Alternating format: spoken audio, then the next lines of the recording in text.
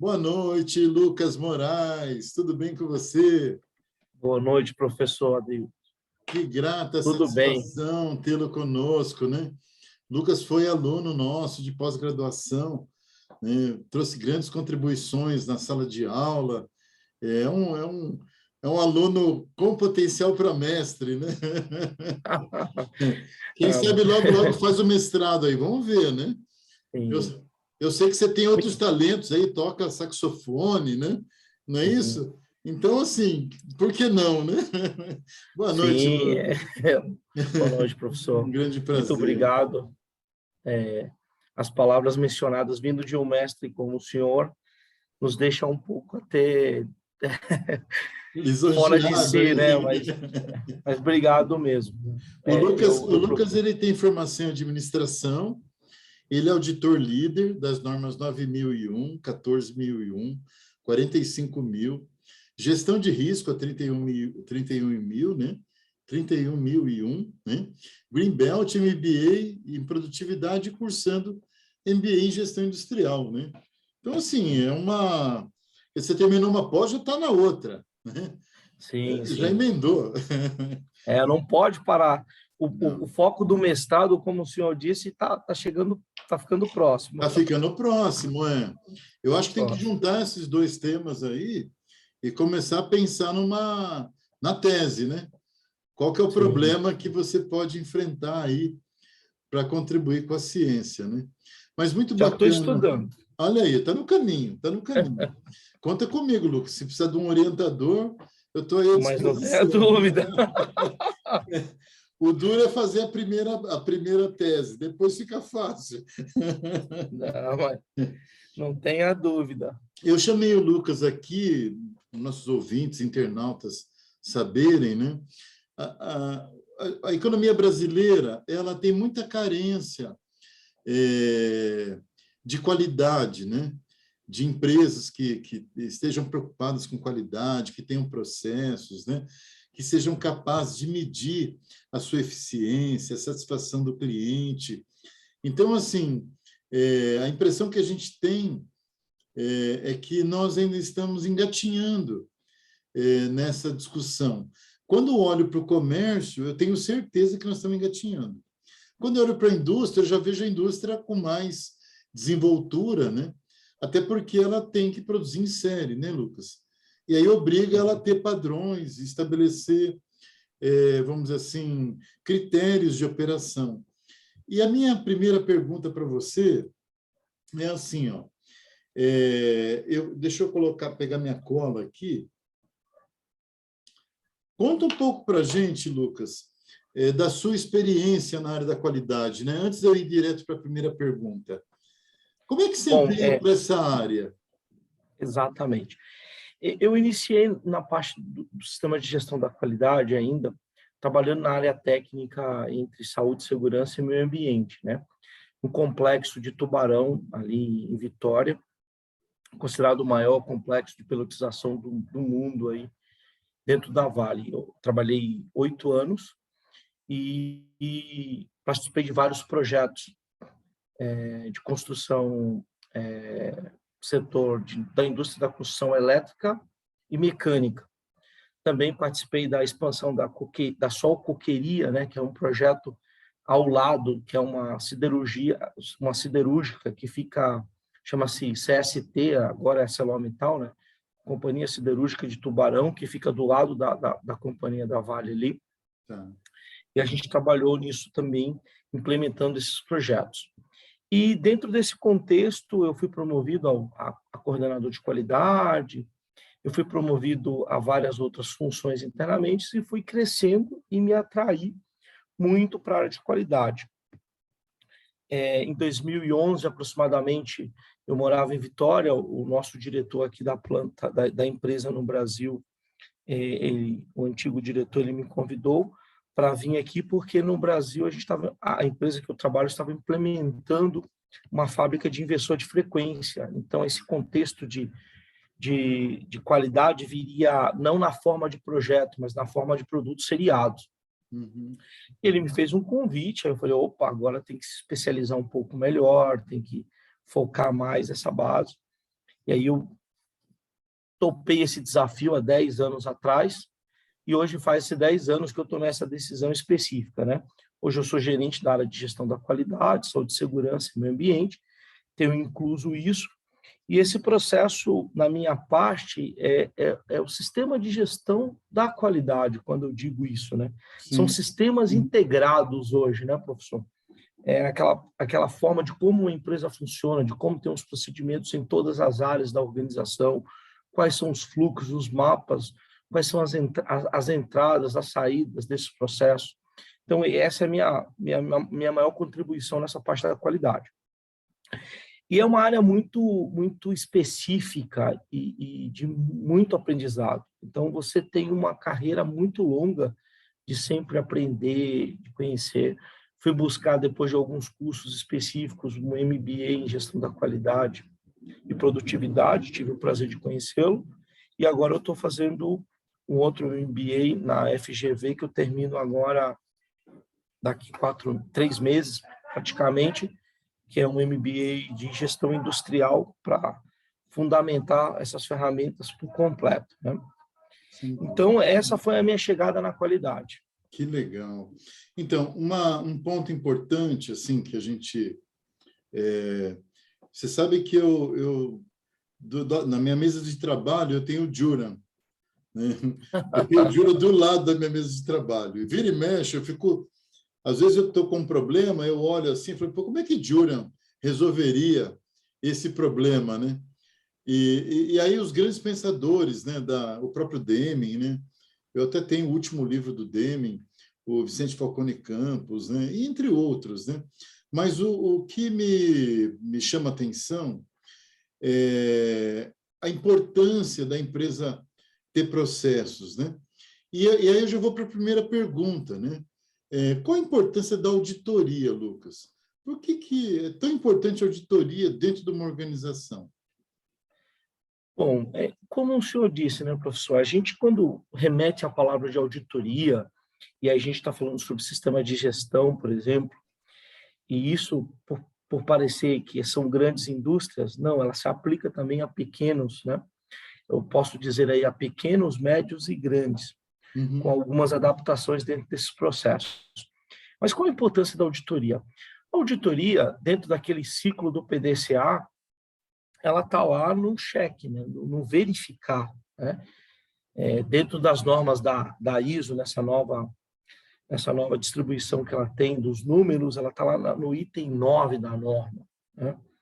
Que é você realizar uma auditoria do seu sistema, do seu processo, ou de um processo específico. Então, qual a importância da auditoria? Ela vem como uma ferramenta para solidificar aquilo que você planejou, aquilo que você executou. Uhum. Aí você tem os seus monitoramentos, que você está lá todo dia checando o indicador, fazendo, olha, eu quero vender R$100, cheguei no 99, né? E você planejou como chegar no 99, então, como isso está acontecendo? Está de acordo com o planejado? A auditoria ela tem essa importância. Então, ela pode estar baseada em um requisito de uma norma, por exemplo, pode estar baseado dentro de um requisito da própria organização, do dono, desse empreendedor, dessa pessoa. Ela tem um objetivo principal, que é avaliar, né, a organização e o atendimento a uma norma de referência, a um requisito próprio que uma organização pode criar. Perfeito. Essa é o principal fundamento da auditoria, a importância da auditoria. Nós que atuamos no mundo privado, né, no mundo das empresas, né, a gente tem percebido assim um processo de evolução das normas, né? E as normas antigamente elas eram mais burocráticas, né? Eram mais densas, mais pesadas. Havia toda uma preocupação em padronizar, né? Criar padrões, né? E aí, às vezes, a coisa ia para o infinito, né? Mas o que a gente percebe hoje? O papel da liderança no coração das normas, né? Quer dizer, se a liderança ela for atuante, ela for capaz, né, de olhar para riscos e colocar os recursos, né, nos quesitos certos e nos pontos certos, né, a coisa flui, né? A gente tem uma experiência aí não muito bem sucedida. Você falou da Companhia Siderúrgica de Tubarão, né? E essas pelotas, elas vinham lá de Mariana, não era isso? Sim, vem de vários, sim, Um lá dos de Mariana. fornecedores eram eles, né? Eu Então, assim, acredito que seja. você tinha uma planta em Mariana com alta capacidade tecnológica, tudo mais. Havia até as certificações, né? Só que, assim, se o processo de auditoria e de melhoria contínua ele não for muito bem estabelecido, né? Você corre o risco de... Você tem a receita, mas não segue a receita, né? E aí a chance de não dar certo é alta, né? E eu acho que aí entra a auditoria, para manter o olhar para a receita, né? Se as pessoas estão seguindo ou não estão seguindo a receita. Isso é bem interessante, né, esse comentário, porque nós vamos ter uma pergunta aqui que vai falar sobre isso, né? Eu já estou falando aqui de agulha. A ideia disso. Mas quando a gente fala sobre a auditoria, né, como o senhor bem colocou, né, nós estamos falando aqui talvez de um requisito que é bem comum para a gente, tá? Processo de gestão, a ISO 9001, né? Gestão da qualidade, a ISO 14001, gestão de gestão ambiental, a ISO 45001, que veio em substituir a norma da OSHA, 18001, saúde e segurança. Mas não só isso. Imagine um empreendedor que criou lá o 5S dentro da oficina pequena dele, ele quer implementar lá dentro, e ele convoca os trabalhadores, os seus colaboradores, para fazer um treinamento básico ali com eles, depois ele quer checar isso, fazer uma auditoria, né? Pedir que o funcionário A, né, o trabalhador A, verifique o trabalhador B, e um monitore o outro dentro de algum critério que foi estabelecido ali dentro. Então, assim, ela tem uma ideia que vem com a complexidade, tem lá uma norma, que é a 19.011, que fala os passos, como você tem que fazer um processo de auditoria, né? Mas, por outro lado, também, ela também pode ser flexível, desde que esse profissional procure uma pessoa que tenha uma capacitação, que possa orientar, guiá-lo, como implementar e, sobretudo, né, a flexibilização, a adequação ao contexto da organização. Isso é importante. Isso é o que eu acho que vai muito do sucesso do negócio, né? Não é pegar a ferramenta pronta, né? Deu certo para o professor Adeildo, mas não pode dar para o Lucas. Então, o contexto tem que ser adequado. Isso aí é muito importante. Sim. Então, realmente, é muito bem colocado essas palavras. Os contextos, as partes interessadas, né? O resultado lá de qualidade, de SMS, né? Segurança, meio ambiente e saúde, né? Eu assim, em 89, foi o meu primeiro contato com a ISO, com a primeira versão da ISO, né? Já faz uns dias, né? E quando eu olhava para aquilo, e aí eu comecei a me aprofundar, e o Falcone Campos tinha acabado de chegar do Japão, e eu estava na CSN, na Companhia Siderúrgica Nacional. E a CSN foi um dos pilares dele, né, nesse movimento, a Suminas, né? E a CSN mandou imprimir os livros dele para disseminar no nível gerencial. E eu ganhei um livro lá. Eu estava olhando, falei, cara, o japonês olhou para a realidade dele no Japão e pensou assim, eu tenho que reconstruir meu país, eu preciso de recursos. Mandou o pessoal estudar para fora, tal, e desenvolveu suas próprias metodologias, né? Kaizen, Kanban, né? E aí vai, né? Uma família aí de palavrinhas japonesas, né? Mas, assim, você está colocando para a gente sobre sistemas de gestão. Minha segunda pergunta vai nessa linha, né? Como construir um sistema de gestão, Lucas? Como é que você enxerga? Você já deu uma dica para nós aí que tem que adequar com a realidade, né? Organizacional com o contexto, né? Mas, assim, conta um pouquinho para a gente sobre essa questão. Como é que é construir um sistema de gestão? Olha, Imagine naqueles pontos principais que a gente coloca dentro da organização, missão, visão, valores, né? Que o empreendedor, o dono do negócio, o CEO, o chefe, o responsável, o gerente, o cara que comprou a franquia, ele pretende chegar. Então, aquilo dali é o início do sistema de gestão, que pode estar dentro da cabeça desse ser e que ele precisa ordenar isso, né? Então, esse planejamento dessa empresa dele, como é que é a empresa?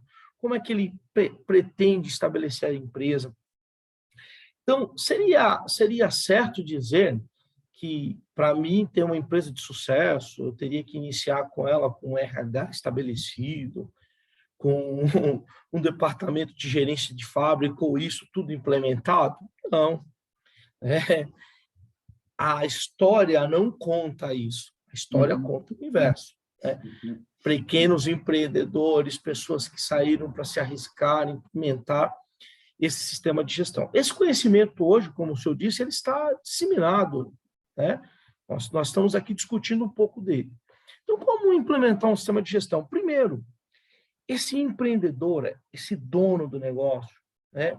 A norma tem um termo técnico, a alta direção, né? Quando ela fala alta direção, é aquele cara que tem o poder de decidir, é o acionista, é o cara que está pegando o dinheiro do bolso, está falando, eu tenho esse sonho, eu acredito nisso, eu quero implementar. Isso tem que partir dele. Ele tem que estar com esse contexto, eu quero implementar um sistema de gestão dentro da minha empresa. Porque aí sim, ele vai pegar o que ele sonha, o que ele quer, e vai pegar as normas de referência do sistema de gestão, se for uma ISO, né, ou outras normas de referência, e vai implementar dentro do seu contexto. Então, o primeiro passo que eu sempre aconselho as pessoas quando vão me buscar sobre o sistema de gestão, não faça aquele caderninho que coloque lá na parede para as pessoas olharem e falar, lindo, e ninguém cumpre aquilo. Sim. Tente envolver as pessoas e aí sim você inicia um sistema de gestão. Uma vez que você tem esse contexto, mapear as entradas, os processos, as saídas, quem são as partes interessadas. Eu posso ter parte interessada pertinente, parte interessada não pertinente.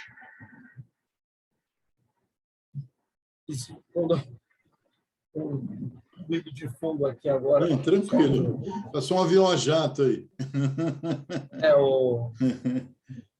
Ele não costuma fazer isso, mas ele parou hoje aqui na frente. Então tem um ruído, não sei se está atrapalhando bem aí. Não, tranquilo, pode seguir, Lucas. Então, essas partes interessadas, esse acionista, professor, ele é a primeira pessoa que tem que ser envolvida para implementar esse sistema de gestão. Uma vez que ele estabeleceu isso, ele criou lá, tem a missão da empresa, tem a visão da empresa, e nessa missão, visão e valores, né, tem o comercial, vamos colocar hoje, parafrasear um tema básico para todo mundo. É o cara do comercial, é a pessoa dos recursos humanos, é a pessoa da produção, se tiver manufatura, se for prestação de serviço. Enfim, ele começa a criar essa estrutura e vamos escrever ela. Quando eu falo escrever, não precisa ser no papel, né? É documentar. Pode ser no software que esteja documentando isso. Pode ser, literalmente, um procedimento interno. Um fluxo. Um sistema de gestão, um fluxo, um mapa de processo, né? De diversas formas. É uma das representações de um sistema. É interagir as entradas, os seus processos e as saídas, né? E esse objetivo a um cliente, né? Ao dono da organização, a pessoa mais importante, aquele que paga por isso, que é o cliente. Eu tenho uma outra questão aqui, Lucas, que está ligada ao planejamento do sistema, né? Como planejar um sistema, né? Eu assim, olhando, você dizendo, eu vou aqui simplificar pensando numa determinada realidade, né? Eu quero chegar num ponto, eu estou num ponto A, quero chegar num ponto B, não é isso? De repente eu sonho, né? Eu estou num ponto B, quero chegar num ponto A, eu sonho chegar no ponto A, né? Mas, às vezes, eu tenho ainda situações do ponto C ainda. Eu tenho que sair do C em alguns aspectos, do B eu já consigo, talvez, caminhar alguns pontos para o A, mas eu não consigo sair do ponto C para o ponto A, sem estruturar o caminho, né? E eu tive uma... Você sabe que eu atendo muito transportadoras, né? E assim, uma certa vez aí, um determinado empresário falou comigo assim, professor, eu estou com um problema assim, assado, tal, tal. Eu falei assim, mas você calibra o pneu do caminhão? O problema dele lá era a questão de consumo de diesel, né? Que o consumo está muito alto, estou gastando muito, a produtividade está baixa. Não, eu não calibro. Você põe seus motoristas para andar numa velocidade padrão? Não. Eles andam, né, do jeito que eles querem, né? Você faz controle de média da frota? Também não, né? Aí eu falei para ele assim, olha, tudo aquilo que você não mede, você não consegue gerenciar, não é isso? É uma máxima, né? E aí entra essa visão do planejar, né? E aí eu falei para ele, primeiro passo, você tem que começar a calibrar. Depois, você tem que começar a chegar a 100% da sua frota calibrada, né? Você tem que dar um treinamento de direção econômica para o seu motorista, para ele não ficar trocando marcha errada, porque senão ele vai, não é isso? Ele vai usar, né? Ele está acelerando brusco, freando brusco, fazendo curva brusca. Então, além do risco do acidente, a questão econômica. E aí eu comecei a abrir o problema para ele. Ele falou, cara, mas é tudo isso que eu tenho que fazer mesmo? Eu falei, por quê? Uma coisa está ligada à outra, né? E todas elas ligam aí no objetivo de reduzir o consumo de diesel, né? Ter o consumo necessário para fazer a operação, não ter a mais, né? E reduzir custo. É um custo variável, né? Sim, Imagine, um custo variável que vai impactar drasticamente na formação desse preço de venda. É 40% o preço do diesel numa transportadora, né? Então, de tudo que ela ganha, 40% é para sustentar a operação. Então, assim, mas a minha pergunta para você é, planejando um sistema de gestão, né? Como é que você enxerga isso, Lucas? Essa síntese excelente que o senhor colocou, né? Olha, eu estou com um problema de consumo de combustível. Então, por quê, né? O senhor colocou aí 4 monitoramentos, né? Planejar. Olha, você tem que estabelecer um procedimento para calibrar o pneu. Então, está ali um planejamento futuro que ou veio de um especialista ou veio de um estudo que eu levantei que é necessário, né? E o próprio manual do veículo diz que pneus calibrados reduzem o número de combustível, né? O consumo de combustível. Eu preciso treinar o meu motorista, né, em direção defensiva, em uma direção melhor sobre o consumo, econômica, né? Acelerar menos. Eu posso até, às vezes, trocar o equipamento. Tá lá, isso é um planejamento, olha que bacana. Tudo isso é um planejamento. Aí eu vou pegar isso e vou realizar. Na fase 2 do PDCA lá, como o senhor bem sintetizou. Então, eu preciso contratar o Lucas, que vai todos os dias na garagem pela manhã. Primeiro, chamar o Lucas. Lucas, cria um procedimento para mim de calibração de pneus. Então, o que é isso? Olha, você tem que dizer que o pneu tem que estar calibrado com tantas libras, isso é o que se especifica para cada tipo de tonelada, você tem que checar isso diariamente antes do carro sair da oficina, e pela manhã você tem que fazer isso. Então, eu vou realizar isso e o Lucas está lá realizando essa calibração. Tem um supervisor ou outra pessoa do sistema que vai chegar lá. Vamos verificar se o Lucas está fazendo isso nos indicadores, né? Diminuiu o consumo? Opa, está diminuindo o consumo. Caminhão B está diminuindo o consumo. Caminhão A está diminuindo o consumo? Não, não está. Está calibrando o pneu? Opa, descobrimos que não está. É a verificação. É aquele item lá, o C. E aí eu posso implementar, por exemplo, a auditoria. Olha que bacana. Porque a auditoria ela vai entrar agora dentro desse sistema básico que o senhor fez o enredo, né? Da calibração, do treinamento, e de todo esse contexto, eu vou verificar e vou chegar, opa, os resultados estão atendendo o que foi planejado ou não está atendendo. Vamos reunir aqui, eu quero uma auditoria do sistema. Então, eu vou pegar lá e vou auditar o procedimento de calibração de pneu, para ver se está fazendo conforme o planejamento, o planejado, conforme foi estabelecido. Como é que executa, qual é a frequência que se executa, qual é a confiabilidade disso diariamente. Essa é uma forma de você planejar essa auditoria, para você ter certeza do que foi planejado, o que as pessoas estão fazendo e o que você está verificando está de acordo com o seu sistema de gestão, por exemplo. Essa auditoria, ela também vai checar as melhorias. Opa, não precisa somente calibrar o pneu, porque eu posso descobrir que o cara pode, esse empreendedor pode estar comprando o pneu da marca A, da marca B, da marca C, e aí vai começar verificando que nos dados de verificações da auditoria, que o pneu A é mais eficiente do que o pneu B para consumo, tudo dados. Tudo dados. Porque a auditoria, ela trabalha em cima de dados. Não é o achismo, não é o que o Lucas acha, o que uma equipe acha.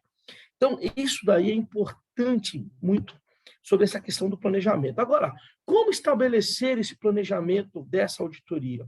Você tem que estabelecer quando, qual é a frequência, qual é o tipo de escopo. Eu não preciso fazer uma auditoria de todo o escopo, de tudo aquilo. Eu preciso fazer uma auditoria de checar se os funcionários foram treinados e, ao mesmo tempo, da calibração do pneu.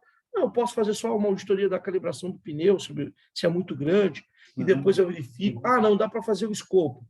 O meu escopo da auditoria vai ser checar, né, se as pessoas estão calibrando os pneus diariamente e se elas estão, e se o RH está fazendo o treinamento de direção econômica para os funcionários e na frequência ideal que foi estabelecido no planejamento. Então, esse escopo é importante. O plano da auditoria, né, os critérios, esses critérios já estão estabelecidos, mas quem vai olhar, porque é o procedimento, de fato, de calibrar. As contestações, né? Aonde está sendo feito, no processo A, no processo B, na oficina A, na oficina B, na garagem C, na garagem D, né? no colaborador A, no colaborador B.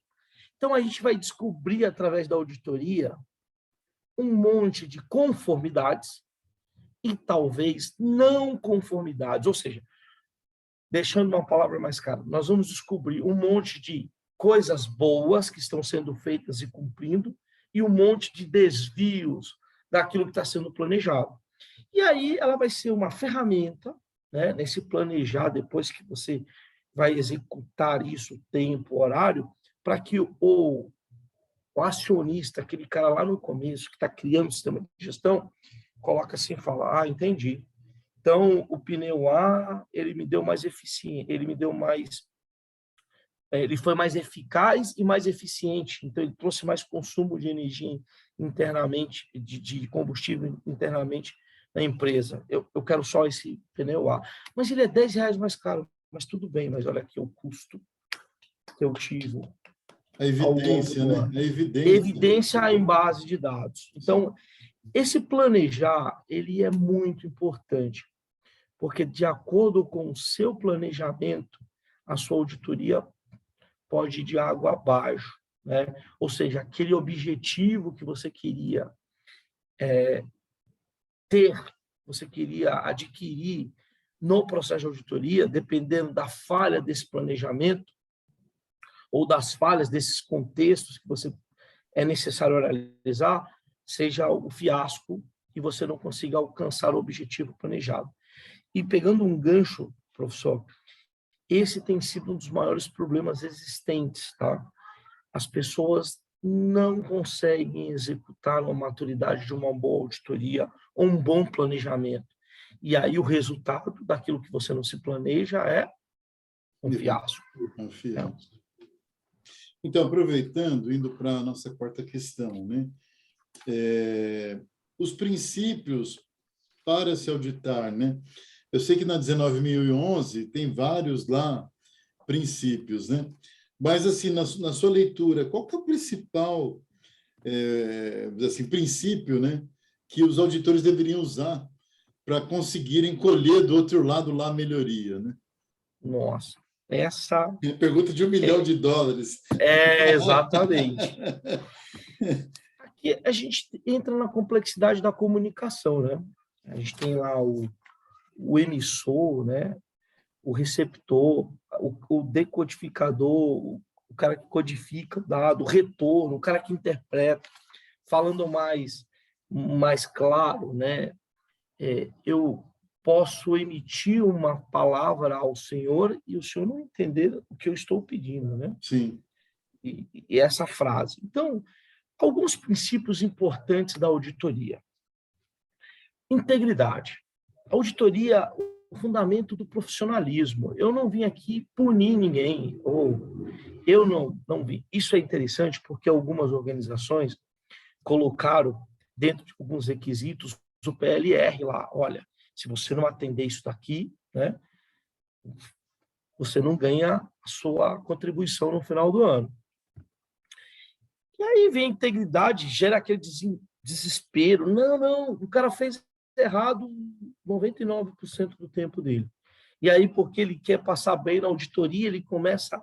Então, eu digo que integridade para tanto quem está auditando ou auditado é super fundamental. Apresentação justa, a obrigação de reportar com veracidade e exatidão. Ou seja, o que está acontecendo de fato? Olha, dos 10 caminhões, é executada a calibração de 8.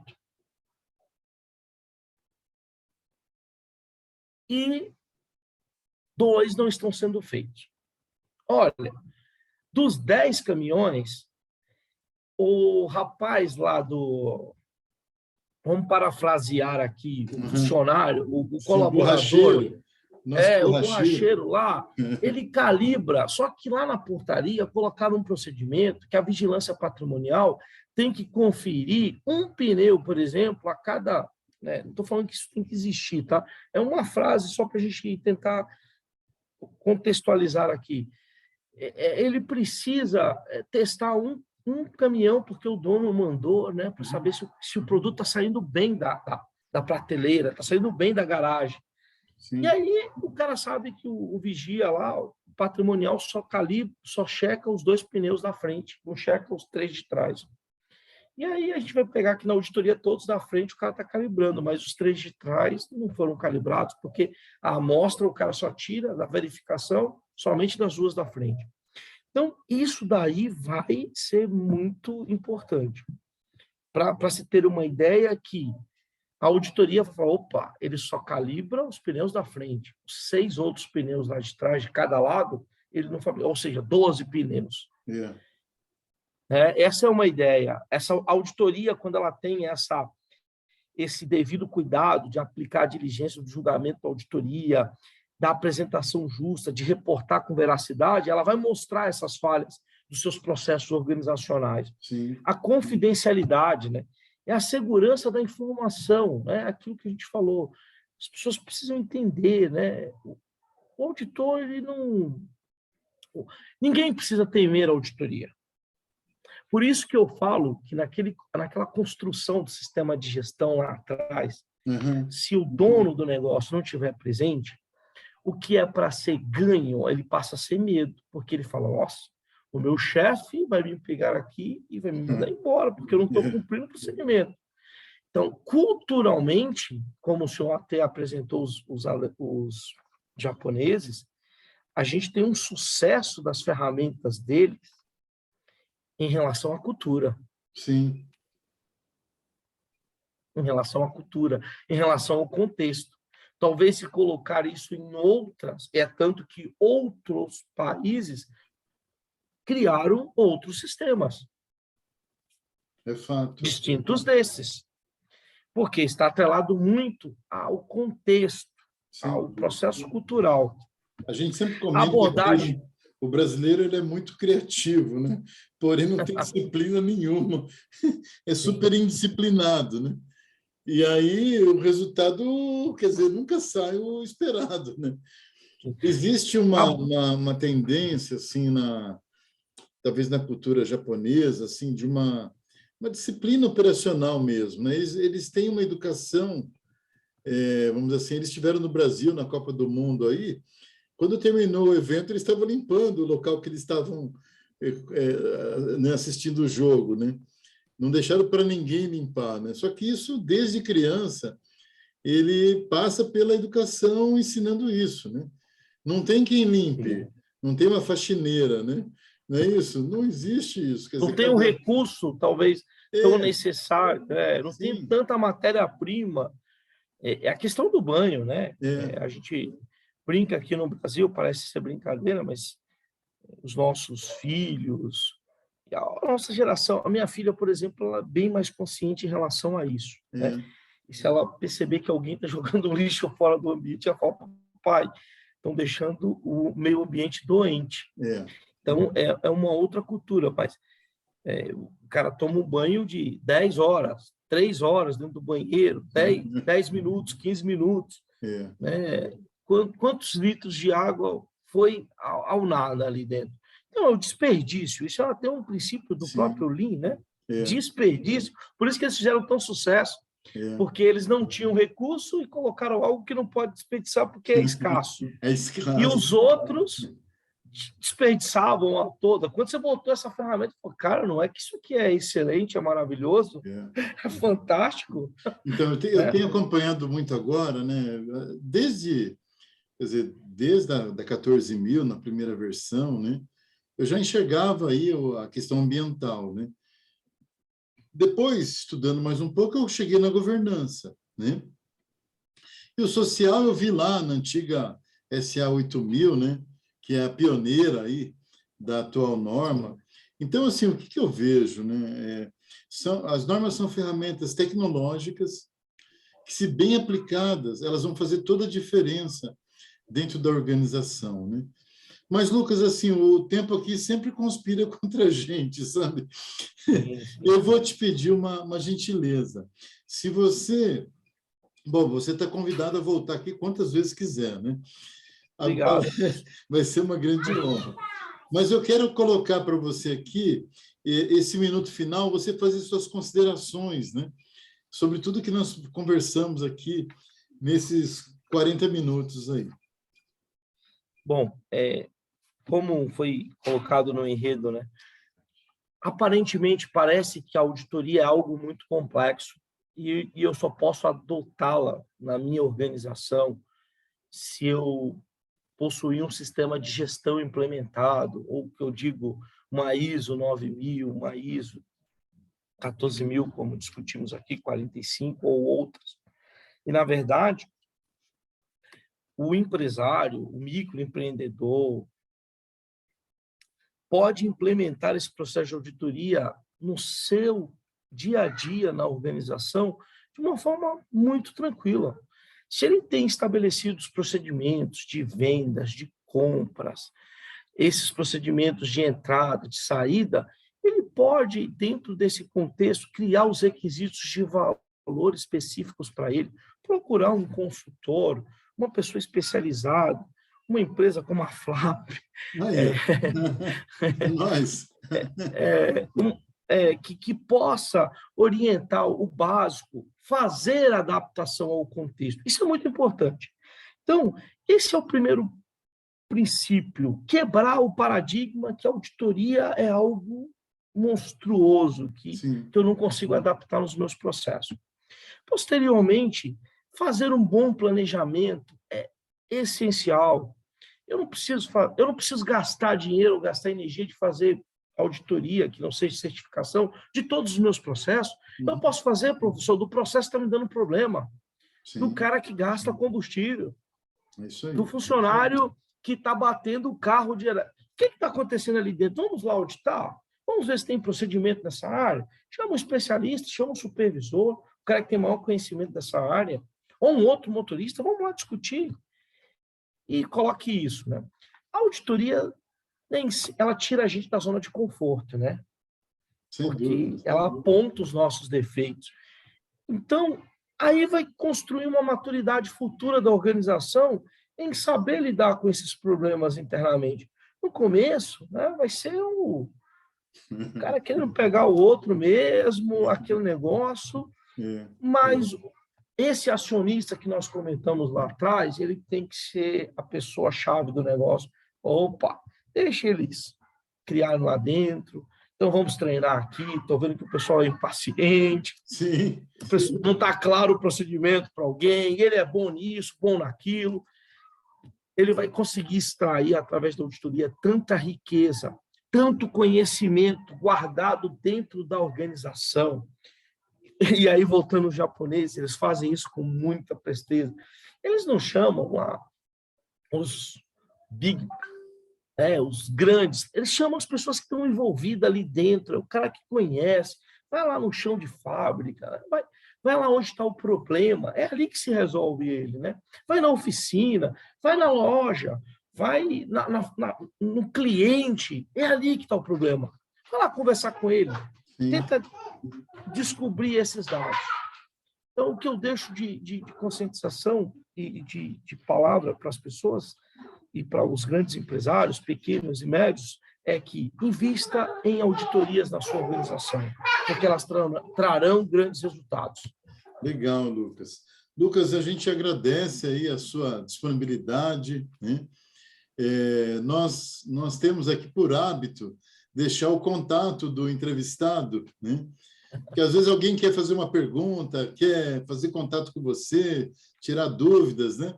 Se você autorizar, a gente deixa lá o seu telefone de contato para que o público possa aí dirimir outras dúvidas ou até perguntar, às vezes, coisas que a gente não teve tempo aqui de cobrir em função do tempo, né? Mas, assim, em nome da Rádio Flap, dos nossos ouvintes, né? Eu quero agradecer imensamente a sua participação. E como eu não consigo te dar um abraço aqui, eu vou mandar um abraço virtual. E espero você aí em breve em outras oportunidades, né? Falando talvez um pouquinho sobre produção, né? Porque eu acho que já consegue embarcar aí no desenrolar dos assuntos, né? Lucas, grande abraço e até uma próxima. Fica com Deus. Muito obrigado pela oportunidade. O telefone fala agora ou o senhor coloca depois? Eu posso colocar embaixo Tá ali